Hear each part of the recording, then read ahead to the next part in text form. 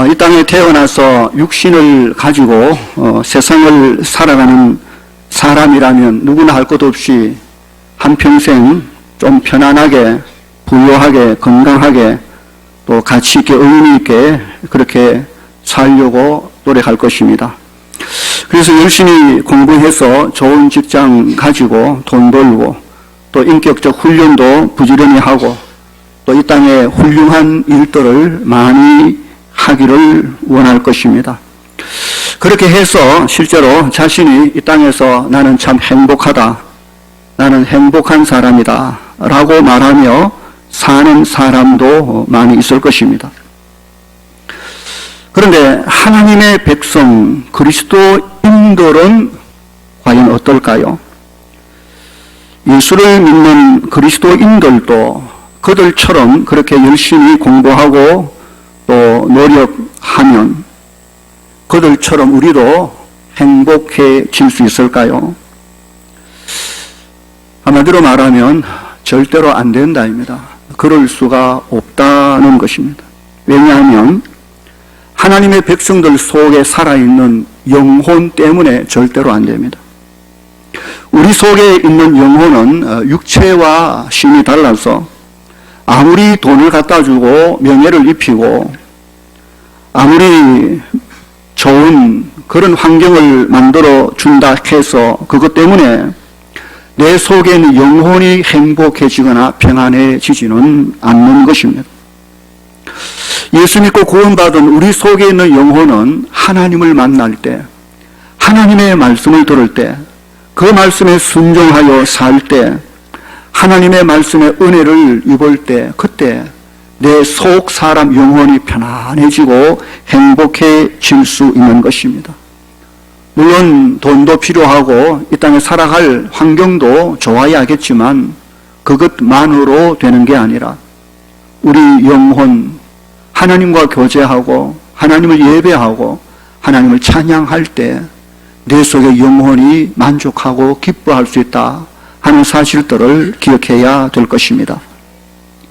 그런데 문제가 있는데 뭐냐 하면 이런 우리 그리스도인들이 이 세상의 사람들과 섞여 살면서 그런 평안함, 그런 행복함을 누리기가 실제로 결코 쉽지 않다는 데 있습니다. 왜냐하면 세상이 그리스도인들을 그렇게 쉽게 이해해 주지 않습니다. 눈에 보이지도 않는 하나님을 믿고 예배하는 자들 오히려 이상하게 여길 것입니다. 또한 그들과 함께 더불어 살며 그들의 방식이 아닌 우리는 하나님의 말씀의 방식대로 예배하고 말씀대로 살아가는 우리의 삶의 방식을 세상이 결코 좋아하거나 이해해 주지 않는 것이죠. 오히려 싫어합니다. 결국 세상은 그리스도인들을 싫어할 수밖에 없습니다. 그들과 함께 같은 방식으로 살지 않는 그들을 결국 미워하고 나중 가본 핍박하고 심지어 죽이기까지 하는 때가 올 것입니다. 우리는 그런 상황에서 그들을 섬기고 전도해야 되는 사명까지 있으니 쉽지 않지요. 그리스도인들은 이런 세상 환경 속에서 그럼에도 불구하고 행복하고 평안한 삶을 누려야 하니 이게 어디 쉬운 일이겠습니까? 다시 말하면 한편으로는 예수님 때문에, 예수 믿는 것 때문에 핍박과 미움과 고난을 받아야 하며 또 한편으로는 바로 그 예수님 안에서 행복과 평안함을 누려야 하는 삶을 살아야 되는 것이죠. 베드로는 그런 당시 삶의 배경에서 베드로 전서가 기록되어 진 편지입니다. 당시 예수를 믿는 그리스도인들은 주 안에서 구원의 감격과 기쁨을 누리며 살았던 사람들입니다. 그러나 당시 로마 황제 네로는 그렇게 예수 믿고 행복해하며 사는 그리스도인들을 마냥 그렇게 내버려 두지 않았습니다. 황제가 로마시에 불을 내고는 그 엄청난 화재의 원인을 기독교인들에게 돌렸습니다. 그래서 그때 수많은 그리스도인들이 잡혀서 화형을 당하고 핍박받고 죽임을 당했습니다. 기독교에 대한 엄청난 박해가 시작되었고 그 박해의 영향력이 이제 여러 지역으로 확산되고 있는 그 와중에 이 편지가 기록된 것입니다. 사도 베드로는 그런 상황 속에서 여기저기 흩어져 살고 있는 이제 고난과 박해가 밀려올 어두운 먹구름이 드리워진 그 상황 속에 살아가고 있는 그리스도인들에게 그들을 격려하기 위하여 이 편지를 써서 보낸 것입니다. 보면 12절 말씀을 보십시오. 내가 신실한 형제로 아는 실루아노로 말미암아 너희에게 간단히 써서 권하고 이것이 하나님의 참된 은혜임을 증언하노니 너희로 이 은혜 위에 굳게 서라. 그 말을 잘 보시기 바랍니다. 여기 실루아노라는 사람은 사도 바울이 2차 전도 여행할 때 함께 했던 실라를 두고 하는 말입니다. 그는 바울과 함께 복음을 전하다가 빌립보 감옥에서 갇혀 고생한 적도 있던 사람입니다. 그 후에 바울이 순교한 후에 실루아노는 이제는 베드로와 함께 복음을 위하여 동력하며 헌신했던 사람입니다. 이 베드로전서 편지도 이 실루아노가 대필한 편지입니다. 실루아노 같은 신실한 일꾼으로 인정받는 우리가 되기를 바랍니다. 본문 가운데 너희에게 간단히 써서 권하고 하는 말이 나옵니다. 베드로전서는 1장에서 5장까지로 별로 길지 않는 내용을 가진 편지입니다. 빨리 읽으면 5분이나 10분 안에 충분히 읽어낼 수 있는 분량입니다. 그래서 베드로는 간단히 써서 보냈다고 했습니다. 그러나 저는 이것을 결코 간단한 복음으로 말씀으로 받지 않았습니다. 이건 너무너무 중요한, 너무너무 필요한 진중하고 깊이 있게 생각해야 될 본문으로 받았습니다. 그래서 베드로는 간단하게 써서 보냈다고 하지만 저는 이 편지를 무려 14주 동안 풀어 설명하고 있는 만큼 중요하게 여깁니다. 왜 그런가 하면 보면 12절을 다시 보십시오. 이것이 하나님의 참된 은혜임을 증언한다. 이것이 이 편지가 하나님의 참된 은혜임을 증언한다. 바로 이것 때문에 그렇습니다. 비록 짧고 간단한 편지 같지만 이 속에 여기에 하나님의 참된 은혜가 가득 들어있기 때문에 그런 것입니다. 오늘 이 험악한 세상을 살아가는 그리스도인들에게 가장 필요한 것이 무엇이겠습니까? 돈도 필요하고 명예도 필요하고 건강도 필요하고 다 필요한 건 사실이지만 그러나 가장 중요하고 가장 필요한 것은 바로 하나님의 은혜 아니겠습니까? 하나님의 말씀을 통해서 받는 하나님의 은혜가 없다면 우리는 이 땅을 살아갈 이유도 힘도 없는 것입니다. 그래서 본문에서 사도 베드로는 너희는 이 은혜에 굳게 서라 라고 말합니다. 이것이 오늘 설교 제목입니다. 너희는 이 은혜에 굳게 서라. 다 함께 시작. 너희는 이 은혜에 굳게 서라. 보면 10절을 보면 모든 은혜의 하나님이라는 말이 나옵니다. 우리에게 필요한 은혜는 모두 다 하나님이 공급해 주신다는 말입니다. 하나님은 우리에게 은혜를 주시는 분, 모든 은혜가 그에게서 나온다는 것이죠. 보면 10절은 계속해서 하나님께서 우리에게 주시는 그 은혜가 무엇인지를 설명해 주는 내용이 들어있습니다. 첫 번째로 우리를 구원하신 하나님의 은혜입니다. 곧 그리스도 안에서 너희를 부르사 너희를 불러내신 이것이 구원입니다. 죄 가운데 천지도 모르고 살아가고 있던 우리를 하나님께서 각자 한 영혼 한 영혼 불러내십니다. 너 거기 있으면 안 돼. 그렇게 살면 안 돼. 그 길로 가면 안 되지.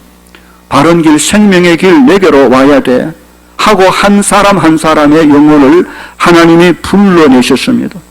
여기는 우리 모두는 하나님의 부름받아 나온 사람들입니다. 이것을 가리켜 구원이라고 말합니다. 그런데 하나님께서 불러오실 때 우리의 심령의 복음으로 성령으로 우리 각자를 주 앞으로 부르실 그때에 예 하고 대답하는 것, 감사함으로 그 부르심에 응답하여 나아가는 것, 이것이 믿음입니다.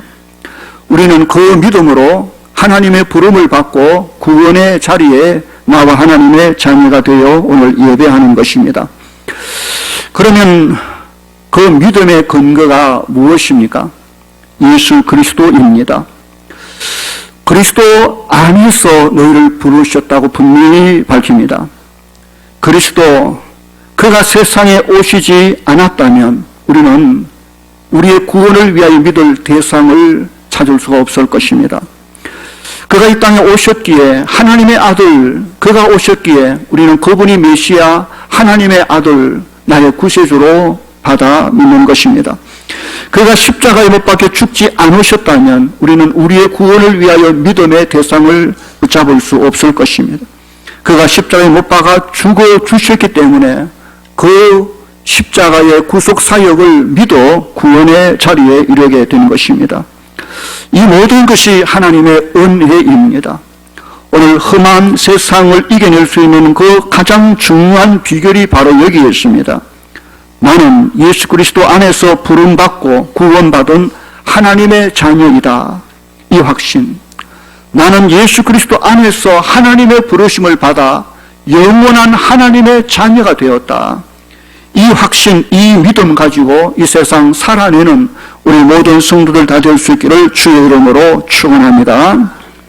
또 한 가지 그 본문에서 하나님의 은혜가 무엇입니까? 자기 영원한 영광에 들어가게 하신 은혜의 하나님을 그 구절이 가르쳐 줍니다. 자기의 영원한 영광에 들어가게 하셨다. 그곳이 어디입니까? 지금 예수 믿고 구원받은 우리의 영적 상태를 말하기도 하지만 또한 이것은 언제나 육신을 벗어버리고 들어가 영원히 거하게 될 천국 하나님의 나라를 말합니다. 예수 믿고 구원받은 사람 이 땅에 살면서 천국에 대한 소망, 이 확신만큼 더 큰 위로와 은혜가 어디 있겠습니까? 그 나라가 있기에 이 땅의 고난과 시련과 아픔도 견뎌내는 것 아니겠습니까? 그 나라에 대한 보장을 하나님께서 부문을 통하여 구원받은 백성에게 확실하게 해주는 것, 이것이 너무나도 큰 은혜입니다. 10절의 세 번째 보십시오. 하나님이 우리에게 주신 은혜가 무엇입니까? 그 중간에 보면 잠깐 고난을 당한 너희를 온친히 온전하게 하시며 굳건하게 하시며 강하게 하시며 틀을 견고하게 하시리라 하는 말씀을 보십시오. 여기에 온전하게, 굳건하게, 강하게, 틀을 견고하게 하는 말은 다 같은 의미로 그렇게 사용된 말이겠지요. 그러나 굳이 나누어보자면 온전하게 하신다는 것은 무언가 잘못됐을 때 그것을 바로잡아 새롭게 한다는 의미가 있을 것이고, 굳건하게, 강하게 하는 것은 지금 연약한 상태지만 하나님의 은혜로 채워 그로 건강하게 튼튼하게 만드는 것을 말하는 것이고, 그 틀을 견고하게 한다는 것은 더욱더 강하게 하여 어떤 비바람과 환난 속에서도 쉽게 흔들리지 않고 결코 넘어지지 않도록 해 주시겠다는 말인 것이지요. 하나님께서 친히 그렇게 해 주시겠다는 것이 바로 하나님의 은혜의 말씀인 것입니다. 그러니까 하나님이 모든 은혜의 하나님, 그가 주실 은혜가 무엇인지 여기에 다 들어있습니다.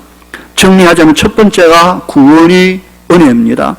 둘째로 하나님의 보호하심, 우리를 강하게 만들어 주시겠다고 약속하신 것이 은혜지요.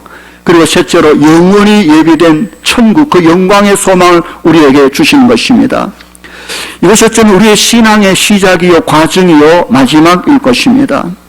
하나님께서 우리에게 베풀어 주신 가장 놀라운 은혜가 우리에게 구원과 구원의 삶을 지켜 건강하게 하심과 그리고 영원히 천국에 들어가게 하심, 이게 처음과 과정과 마지막 모두인 것입니다.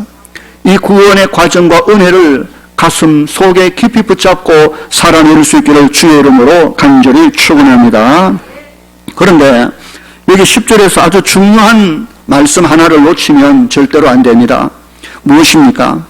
잠깐 고난 당한 너희라는 말입니다. 잠깐 고난 당한 너희. 하나님께서 우리를 친히 온전하고 굳건하고 강하고 견고하게 해 주시겠다는 이 약속, 이 말씀을 어떻게 그렇게 하시겠다는 대답인 것입니다. 하나님께서 우리를 어떻게 그렇게 건강한, 아름답고 강한, 굳건한 사람으로 세워주십니까? 일반적으로 생각할 때 우리는 첫 번째 하나님의 방법은 하나님의 말씀입니다. 하나님 우리에게 말씀을 주시고 그 말씀을 지켜 순종하게 함으로 우리로 하나님 앞에 건강한 신앙인의 자리에 서도록 만들어 주십니다. 결국 말씀대로 살아갈 때 그는 하나님의 건강한, 강한, 튼튼한 영적, 인격적 삶으로 성장하는 것이 분명합니다. 말씀이 우리를 그렇게 강하게 하는 것이지요. 그런데 하나님은 말씀의 방법 외에 또 하나의 방법을 쓰십니다. 바로 고난이라는 방법입니다. 고난. 싫지 않는, 실은 그렇게 좋지 않는 고난, 아픔, 이 방법을 쓰십니다. 왜 하나님의 말씀으로만 우리를 강하게 하고 튼튼하게 하고 아름답게 하시지 않고 굳이 거기다 고난이라는 방법을 덧붙였을까요? 그 이유는 간단합니다. 우리가 예수 믿고 하나님의 자녀가 되었음에도 불구하고 당연히 지켜야 될 하나님의 말씀을 우리가 잘 안 지키기 때문에 그런 것입니다. 우리 속에 구원받은 자녀의 심령 속에 여전히 죄성이 남아있어 자꾸 이전의 세상의 방식대로 세상대로 살려고 하는 마음들이 남아있기에 별 수 없이 하나님도 고난이라는 매를 들어서 말씀으로 돌아오게 하시려는 것입니다. 그래서 고난이 필요한 매, 사랑의 매, 징계가 필요한 것입니다. 누가 무슨 죄에 빠졌을 때 고집이 센 사람은 정말 말로 해서 잘 안 고쳐집니다. 결국에 꼭 한 방 맞아야, 매를 한 차례 맞아야 정신 번쩍 들고 회개하고 돌아서는 경우가 있습니다. 사실 우리 가운데 징계 없이 매 안 맞고 말씀대로 일찌감치 잘 순종해서 하나님의 복을 받고 건강하고 온전하고 굳고 강하게 그렇게 사는 사람이 있을까요? 그런 사람은 거의 아무도 없습니다. 정말 매 맞기 전에 말씀 듣고 순종해서 복을 받고 건강하게 살면 얼마나 좋겠습니까마는 그런 경우가 없습니다. 우리는 정말 연약하게 짝이 없어서 꼭 맞아야 한 방 얻어 터져야 그래야 정신 차리고 그게 우리의 연약함이기에 하나님의 이 고난, 이 징계의 면은 필요한 것입니다. 물론 이 징계는 하나님의 심판과는 전혀 다릅니다. 하나님이 누군가를 심판할 때는 그를 정죄하여 영원한 지옥에 던져 멸망시켜 버리는 것이 심판입니다. 그러나 징계는 심판이 아닙니다. 징계, 하나님 주신 자기 이 고난의 특징은 징계는 사랑하는 자녀에게 주는 것이지요. 사랑하기에. 그래서 고치기 위하여, 회개하게 하기 위하여, 새롭게 하기 위하여 매를 든 것이 징계의 고난의 특징입니다. 사랑하기에 그렇게 하는 것이죠. 사랑하지 않는다면 징계가 아니라 심판해서 지옥에 던질 것이지만 하나님의 징계는 사랑하는 자녀이기에 매를 든 것이지요. 또한 고난, 징계는 특징은 오래 가지 않는다는 특징이 있습니다. 잠깐입니다. 오늘 본문에 잠깐 고난당한 너희라고 말했습니다. 부모가 사랑하는 자식을 징계, 고치기 위하여 매를 들 때 죽을 때까지 때리는 부모가 어디겠습니까?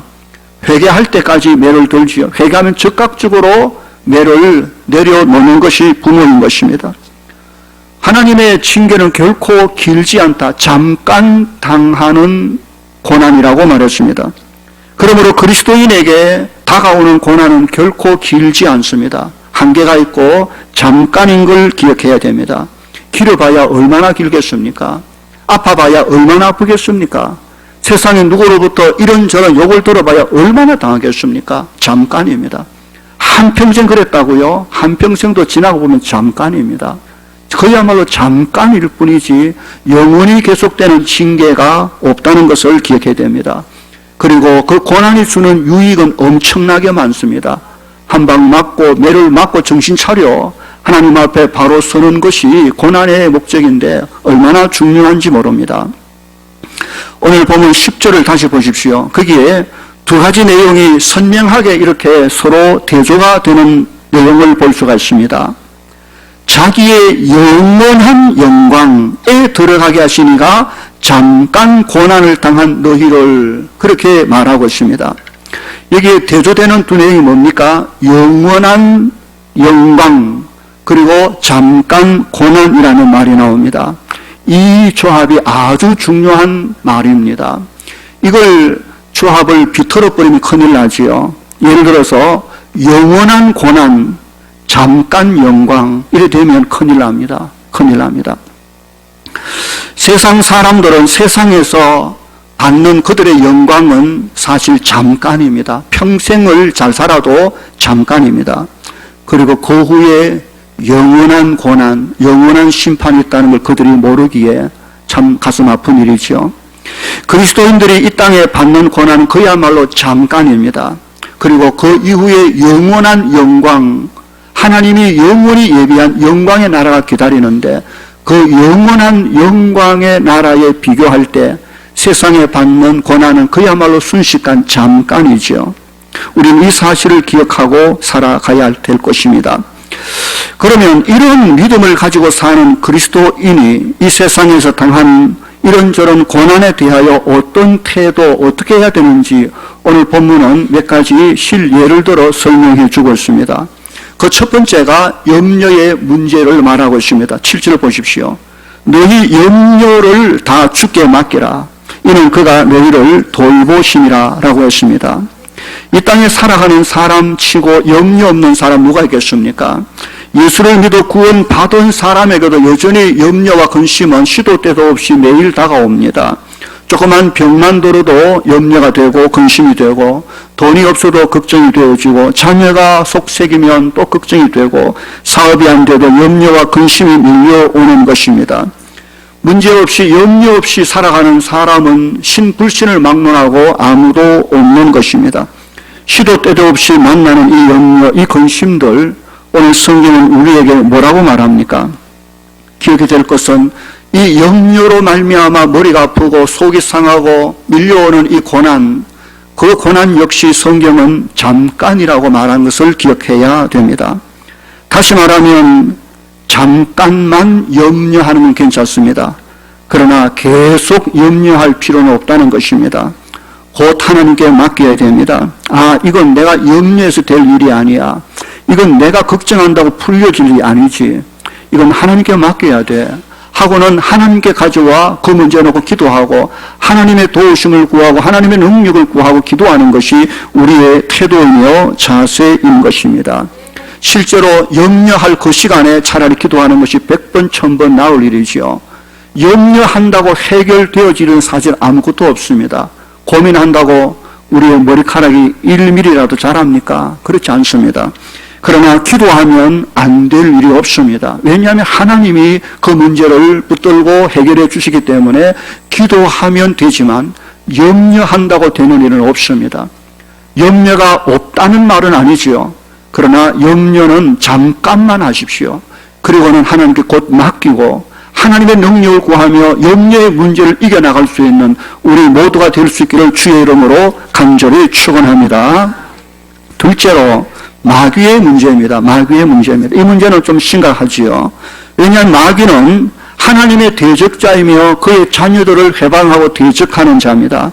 또 마귀는 실제로 살아 움직이며 역사하는 영적 악한 존재입니다. 눈에 보이지 않게 역사하기에 더욱더 힘들지요. 또 마귀는 거짓과 선동과 속임수의 아주 선수입니다. 뿐만 아니라 때로 마귀는 광명한 천사로 자신을 둔갑하는 데 천재적인 기질을 가지고 있습니다. 사람의 약점을 노리며 파고드는 속성을 마귀는 가지고 있습니다. 오늘 본문의 마귀를 우는 사자같이 두루 다니며 삼킬 자를 찾는다고 말했습니다. 배고픈 사자가 뭔가를 삼키기 위하여 두루 살피는 모습처럼 마귀도 그렇게 한다는 것이지요. 마귀는 사람의 약점을 노리고 공격합니다. 어딘가 약점이 있으면 바로 달려들어 물고 늘어 그를 삼켜버릴 수 있는 것이죠. 그래서 마귀에게 잡히면 빠져나오기가 정말 쉽지 않습니다. 마귀에게 사로잡혀 무슨 악한 일들에 중독이 되면 그 영적 유혹을 끊어내기가 쉽지 않은 것입니다. 그래서 마귀의 공격, 이것이 굉장히 심각한 문제며 어려운 것입니다. 그러나 오늘 본문에서 우리가 분명히 배울 수 있는 것은 마귀가 주는 고난이라 할지라도 그 역시 오래 가지 않는다는 사실, 그 역시 잠깐 당하는 고난일 뿐이라는 것을 기억해야 될 것입니다. 왜냐하면 마귀의 공격에는 명확한 한계가 있기 때문에 그런 것입니다. 마귀는 이미 예수 그리스도에게 패배했습니다. 주께서 십자가에 우리를 위해 죽으시고 부활하실 그때에 주님은 마귀와 죄와 사단의 모든 권세를 이기고 이미 승리하셨기 때문에 마귀는 예수 그리스도 그 이름 앞에 전혀 힘을 쓸 수 없는 존재가 되고 마는 것입니다. 누군가 마귀의 유혹과 공격이 있을 때 예수님의 말씀으로 그 심령을 가득 채우고 주의 이름을 부르며 악한 원수 사단을 향하여 이 더러운 귀신들, 악한 영들이 내 삶의 주위에서 떠나가라고 외치면 마귀는 절대로 머물러 있을 수 없고 다 떠나갈 수밖에 없는 것입니다. 마귀의 유혹과 마귀가 주는 것 역시 오래가지 못합니다. 잠시 그렇게 하다가 끝장나고 마는 것임을 기억해야 될 것입니다. 그러므로 그리스도인들은 이 세상에 살면서 이런저런 고난 당하는 것을 너무 두려워하면 안 되는 것입니다. 그리고 그런 고난은 나에게만 있는 특별한 고난이 아니라는 것도 알아야 됩니다. 오늘 본문 9절 보십시오. 이는 세상에 있는 너희 형제들도 동일한 고난을 당하는 줄 알미라. 이 땅에 하나님의 백성이 살아가는 동안 누구에게나 해당되는 고난이라는 말입니다. 왜 나에게만 이런 일이가 아니라 나보다 믿음 좋은 신앙 좋은 장로님과 집사님과 순장님의 가정에도 여전히 이런 일이 있을 수 있다는 것을 기억해야 됩니다. 그리고 그 일은 아주 정상적입니다. 이 땅에 살아가는 동안 그리스도인이 세상으로부터 이런저런 고난과 고통을 당하는 것은 정상적인 일입니다. 문제는 그 일을 통하여 우리가 회개하고 우리가 변화받고 달라지는 하나님의 목적을 이루는 것이 더욱더 중요한 것입니다. 오늘 본문 13절과 14절은 오늘 설교의 결론이자 베드로전서 전체의 결론이기도 합니다. 베드로 사도는 이 서신을 마무리하면서 이렇게 당부합니다. 택하심을 함께 받은 바벨론에 있는 교회가 너희에게 문안하고 내 아들 마가도 그러하니라. 너희는 사랑의 입맞춤으로 서로 문안하라. 이게 내 아들 마가는 베드로의 육신으로 낳은 아들이 아닌 믿음의 아들 동역자를 두고 하는 말입니다.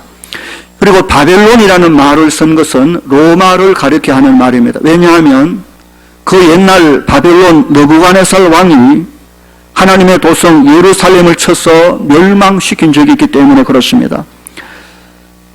당시 그처럼 로마도 교회를 마치 멸망시키려는 듯이 핍박하고 있기 때문에 로마를 바벨론으로 그렇게 표현한 것입니다. 그러나 바벨론도 로마도 결코 하나님의 참된 교회를 멸망시킬 수는 없습니다. 하나님이 택하신 교회를 누가 멸망시킬 수 있습니까? 없습니다. 그 아들의 피로 사신 교회를 무너뜨릴 수 있는 세력은 이 땅에 결코 없는 것입니다. 주님은 교회를 가리켜 엄부의 권세가 이길 수 없는 곳이라고 분명히 말씀하셨습니다. 죄와 사단과 사망의 권세를 이긴 예수 그리스도가 교회의 머리며 주인 되시기에 교회를 이겨낼 세상의 세력은 절대로 없는 것입니다. 그러므로 이 땅에 교회만큼 안전하고 아름다운 곳은 없습니다. 천국까지 가는 그날까지 저와 여러분의 영적 삶과 모든 인격을 지켜줄 곳은 세상 어느 것도 아니고 교회밖에 없는 것입니다. 우리 성도들은 이 교회 그리스도 안에 서로 교제하고 안부 묻고 함께하며 살아가야 될 것입니다. 교회 안에 있을 때가 가장 안전할 때임을 다시 한번 기억해야 됩니다. 본문 마지막 9절 보십시오. 그리스도 안에 있는 너희 모든 이에게 평강이 있을지어다. 우리가 바라는 평강, 평안함, 이것은 조건이 있습니다. 그리스도 안이라는 조건입니다. 그리스도를 떠나서 평안할 수가 없습니다. 잠시 평안하나 영원히 고난당할 것입니다. 그리스도 안에 있을 때 당하는 고난은 잠시지만 그러나 영원한 평안이 찾아오게 될 것입니다. 그리스도 안에 있는 모두에게 하나님의 평안함이 충만하기를 소원합니다. 참된 평안과 기쁨이 예수 안에 성탄절 다가오는 이 성탄의 의미를 기억하고 우리를 위하여 십자가에 죽으시고 부활하신 예수 그리스도 그 안에 우리의 전 인격과 영혼과 삶을 내어 맡기며 세상에 아무리 요동치고 무슨 소리를 해도 진리의 길, 생명의 길을 붙잡고 찬양하며 기뻐하며 영광의 자리로 나아가는 우리 모든 성도들 다 될 수 있기를 주의 이름으로 간절히 축원합니다. 기도하십시다. 함께 우리가 기도합시다. 하나님 오늘 본문에서 우리가 하나님의 은혜 아래 굳건하게 서라고 말했습니다. 하나님의 은혜가 뭡니까? 예수 믿고 구원받아 하나님의 은혜 속에 강건해지고 천국 바라보는 이 모든 것이 하나님의 주신 은혜입니다. 이 모든 일을 따라오는 고난과 이 모양 저 모양의 염려와 근심, 심지어 마귀의 공격조차도 잠시입니다. 그 모든 것은 우리의 유익을 위해 하나님께서 잠시 허락해 놓은 것이기에 고난 앞에 쉽게 낙심하면 절대로 안 됩니다. 무릎 꿇고 회개하고 하나님을 바라보며 믿음의 연단의 기회로 삼아야 할 것입니다. 잠깐의 고난이 끝나면 우리 앞에 하나님이 말씀하신 영원한 영광, 그 나라가 있지요. 그 나라에 소망이 없다면 우리의 삶은 아무 의미 없습니다. 10년, 20년, 70년, 80년 세월이 순식간에 지나가고 이제 영원한 세계 눈앞에 둔 우리에게 오늘 우리가 어떻게 살아야 할지 이 말씀을 통하여 답을 붙잡을 수 있기를 바라며 다 함께 통성으로 말씀 앞에 회개하며 또 결심하며 결단하며 기도하는 시간 갖겠습니다. 함께 기도하겠습니다. 거룩하신 아버지 하나님 은혜를 감사합니다. 그리스도 안에 있는 것이 얼마나 안전한 것인지 천국의 영광의 자리에 나아가기까지 이 험한 세상 우리의 걸음을 지키고 우리의 삶을 지키고 생각을 지키고 우리의 삶의 길을 강하게 하실 하나님의 말씀을 전적으로 신뢰하며 의지하며 나아가는 저희들 되게 해 주시기를 간절히 바라고 소원하옵나이다. 하나님 주신 이 은혜 위에 굳게 서게 하여 주시옵소서. 어떤 세상의 파도와 풍랑에서도 이 은혜 위에 굳게 서서 능히 믿음으로 승리하며 찬양하며 하나님 주시는 은혜로 기뻐하며 감사하며 평안하며 살 수 있도록 주여 도와주시기를 간절히 바라고 소원하옵나이다. 오 주여 인도하여 주시옵소서. 영광과 찬송을 주님 홀로 받으시옵소서. 영광의 주님 감사합니다. 세상의 아픔과 고난과 시련밖에 없는 것처럼 보이지만 다시 그리스도 안에서 눈뜨고 보면 주님 주신 은혜가 한량없이 많아 어떠한 환경 속에도 오히려 감사할 수 있고 기뻐할 수 있는 그 믿음, 그 은혜 베풀어 주신 것을 감사를 드립니다. 잠시 이 땅의 고난을 두려워하지 않게 하시고 그 속에 오히려 우리에게 맡겨진 사명 충성 다하여 잘 감당하게 해 주시옵소서. 영원히 예비된 주 앞에 이르러 섰을 그때에 부끄러움 당하지 않고 주의 예비된 칭찬과 상급받는 귀한 성도들 되게 하여 주시옵소서. 예수님 이름으로 기도하옵나이다. 아멘.